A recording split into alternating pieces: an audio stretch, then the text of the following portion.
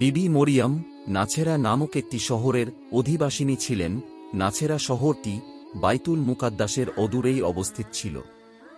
বিবি মরিয়ম পিতা মাতার মানত পূর্ণ করার জন্য বাইতুল মুকাদ্দাসের খেদমতে নিযুক্ত ছিলেন। তিনি বাল্যকাল থেকেই অতিশয় সুশীলা এবং ধর্মানুরাগিনী ছিলেন। তার পিতার নাম ছিল ইমরান এবং নবী জাকারিয়া শালিকা বিবি হান্না তার জননী ছিলেন। একদিন বিবি মরিয়ম নামাজ পড়ছিলেন। হঠাৎ ফেরেশতা জিব্রাইল অবতীর্ণ হলেন। তিনি বললেন, তোমার প্রতি সালাম, তুমি আল্লাহর অনুগ্রহপ্রাপ্তা, আল্লাহ তোমার সাথে রয়েছেন। বিবি মরিয়ম এই অপ্রত্যাশিত পূর্ব সম্বোধনে ভীত চকিতা হলেন। ভাবতে লাগলেন, কে এলো, কিসের সালাম? হযরত জিব্রাইল বললেন, আমি আল্লাহর ফেরেশতা জিব্রাইল, তুমি ভীত হইও না, তুমি পবিত্র সন্তান লাভ করবে, এই সুসংবাদ তোমাকে দিতে এসেছি। বালিকা ভীত হলেন এবং বললেন, তা কেমন করে হবে? আমি যে কুমারী, আমি স্বামীর সঙ্গ লাভ করিনি। ফেরেশতা বললেন, আল্লাহর কুদরতেই হবে, এটি আল্লাহর কাছে একটি কঠিন কাজ নয়। এই বলে ফেরেশতা অন্তর্হিত হলেন। 6 মাস পরে কুমারী মরিয়ম আল্লাহর কুদরতে গর্ভবতী হলেন। বিবি মরিয়ম যদিও আল্লাহর কুদরতে সন্তান সম্ভবা হলেন, কিন্তু দেশের লোকেরা তা মেনে নেবে কেন?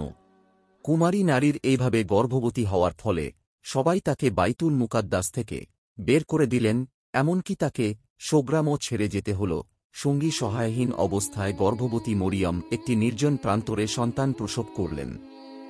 বিপদাপন্ন মরিয়ম কোনো আশ্রয় খুঁজে না পেয়ে একটি শহরের দ্বারপ্রান্তে আস্তাবলের একটি পতিত প্রাঙ্গণের একটি খেজুর গাছের নিচে আশ্রয় নিলেন।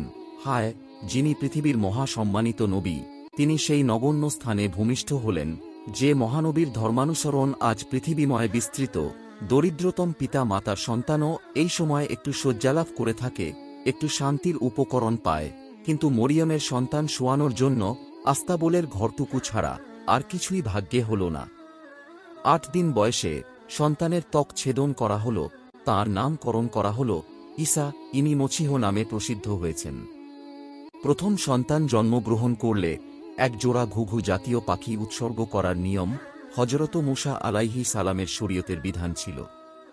মরিয়ম শুচি স্নাতা হওয়ার পর সন্তান সাথে নিয়ে বাইতুল মুকাদ্দাসে গেলেন এবং সেখানে গিয়ে পাখির মানত পালন করলেন।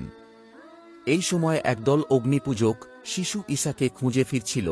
তারা জ্যোতিষী ছিল। নক্ষত্র দেখে তারা হযরত ঈসার জন্ম হয়েছে এটি জানতে পেরেছিল। হিরুইস বাদশাহ এটি শুনে ভয় পেলেন এবং সেই অনুসন্ধানকারী দলের কাছে গোপনে বললেন যে তারা যেন সেই বালকের সন্ধান করে কোথায় আছে তা বের করে। অগ্নিপূজকরা খুঁজতে খুঁজতে বিবি মরিয়মের কাছে পৌঁছাল এবং সেই ক্ষুদ্র শিশুকে সেজদা করল এবং সেখানে মানত ইত্যাদি সম্পন্ন করল। রাতে তারা স্বপ্নে দেখল তাদের হিরুইসের কাছে ফিরে যেতে নিষেধ করা হয়েছে, কেননা হিরুইস তার জীবনের শত্রু। মরিয়ম এরূপ স্বপ্ন দেখলেন যে সম্রাট এই সন্তানের শত্রু, সে তাকে হত্যা করতে চায়, সে যেন শিশুকে নিয়ে মিশরে চলে যায়। জ্যোতিষীরা সম্রাটের কাছে আর ফিরে গেল না। এতে বাদশাহ ভয়ানক রাগ হল।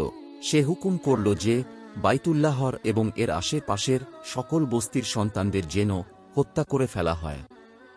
ইতিপূর্বে মরিয়ম তাঁর সন্তান নিয়ে মিশরে রওনা হয়ে গিয়েছিলেন।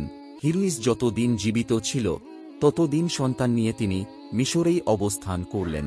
হিরুইসের মৃত্যুর সংবাদ শোনার পর তিনি নিজ দেশ নাছেরায় চলে এলেন। সন্তান দিন দিন বাড়তে লাগল। বয়স বাড়ার সাথে সাথে ঈসার মধ্যে প্রখর জ্ঞান এবং তীক্ষ্ণ মেধাশক্তির পরিচয় ফুটে উঠল। আল্লাহর বিশেষ একটি অনুগ্রহ যে ওনার ওপর রয়েছে, দিন দিন তা প্রকাশ পেতে শুরু করল। ঈসা নবীর মাতা ঈসা নবীকে সহ প্রতি বছর ঈদের উৎসব ইরুসালেমে যোগদান করতেন। ঈসার 12 বছর বয়সে ইরুসালেমে বড় বড় জ্ঞানী এবং পণ্ডিতবর্গের সাথে ধর্ম বিষয়ে আলোচনা করতেন। তাঁর বক্তৃতা এবং তত্ত্বজ্ঞান শুনে পণ্ডিতরা অবাক হয়ে যেতেন। ক্রমান্বয়ে হযরত ঈসা আধ্যাত্মিক জ্ঞানের পূর্ণতা লাভ করতে লাগলেন। 30 বছর বয়সে তিনি আল্লাহর কাছ থেকে ওহী লাভ করেন এবং নবীরূপে ধর্মপ্রচার করতে শুরু করলেন।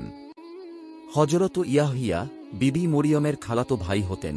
তিনি ইয়ারদন নদীর তীরে লোকদের ধর্ম উপদেশ দান করতেন। হযরত ঈসা সেখানে গিয়ে ওয়াজ করতে শুরু করেন।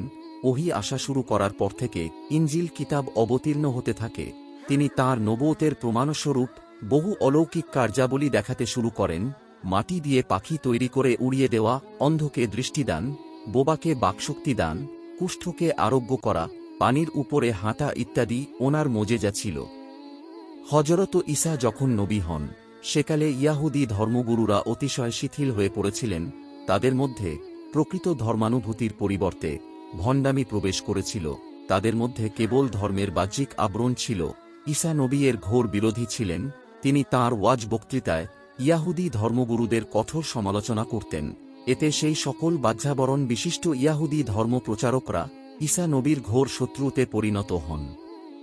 কিন্তু হযরত ঈসা নবীর বাণী ছিল আল্লাহর বাণী।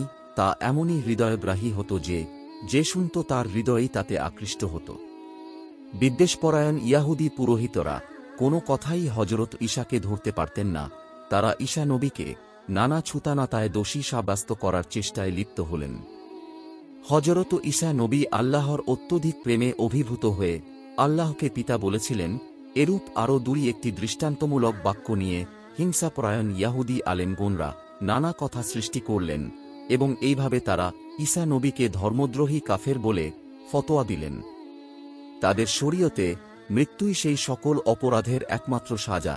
দেশে তখন রুমীয়দের রাজত্ব ছিল। তখনকার দিনে রাজা ছাড়া আর কারো মৃত্যুদণ্ড দেওয়ার অধিকার ছিল না।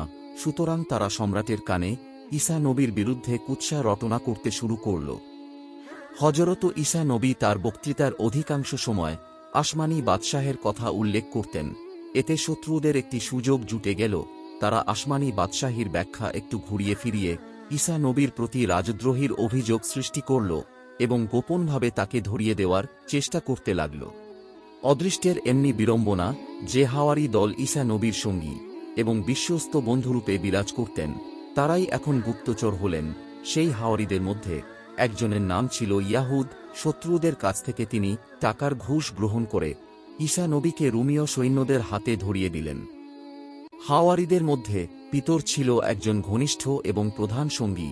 রাজদ্রোহের অপরাধ থেকে বাঁচার জন্য তিনিও সম্রাটের দরবারে নিজ পরিচয় গোপন এবং ঈসা নবীর সাথে কোনো সম্পর্ক নেই বলে প্রকাশ করলেন। হযরত ঈসা নবী ধৃত হলেন এবং রাজবিচারে তিনি মৃত্যুদণ্ড লাভ করলেন। সেই সময়ের মৃত্যুদণ্ডে এখনকার মতো গলায় ফাঁসি দেওয়ার ব্যবস্থা ছিল না।